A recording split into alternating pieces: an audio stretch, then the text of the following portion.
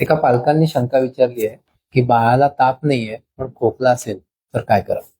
नमस्कार. ताप असणं नसणं याचा अर्थ बाळाला कुठलं तरी इन्फेक्शन झालंय का नाही. पण खोकला, जेव्हा आपण नुसता खोकल्याकडे बघतो तेव्हा कुठला खोकला महत्वाचा आणि कुठला नाही हे कळणं गरजेचं. नुसती सर्दी असेल तरी खोकला येऊ शकतो. काही वेळा सर्दी घशात उतरते त्यामुळे जोरात खोकला येतो, जी नेहमी आडवं पडल्यानंतर किंवा सकाळी उठताना तो खोकला जरा जास्त प्रमाणात येतो. या दोन्ही प्रकारच्या खोकल्यामध्ये आपण घरगुती उपाय गरम पाण्याची वाफ देणं, कपाळनाक शेकून घेणं आणि गरज पडल्यास खोकल्याचं औषध देणं या गोष्टी करू शकतो. पण खरी काळजी कधी असते, जेव्हा बाळाची छाती भरते, ज्याला आपण श्वासनलिका आकुंचन पावलं किंवा आमच्या भाषेत ब्रॉन्कोस्पाझम आम्ही म्हणतो. अशा प्रकारच्या खोकल्यामध्ये सुद्धा ताप येत नाही. हा जो खोकला असतो हा वारंवार येत असतो.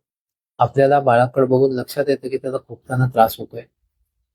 बहुतांश वेळा मध्यरात्री झोपेतनं बाळाला जाग येते आणि बाळ जोरात खोकत राहतं, उठून बसतं आणि काही वेळा खोकून खोकून बाळाला उलटी होते. अशा प्रकारचा खोकला जर येत असेल, बाळाला धाप लागल्यासारखं वाटत असेल, बाळाच्या नाकपुड्या फुगत असतील, बाळ खोकून थकल्यासारखं वाटत असेल किंवा तो हे हे मोठ्या मुलांच्या बाबतीत पण हे असंच होतं, यातलं काही जरी आपल्याला दिसलं तर मात्र त्या खोकल्याची काळजी करून तुमच्या बालरोग तज्ञांना दाखवून द्या. नमस्कार.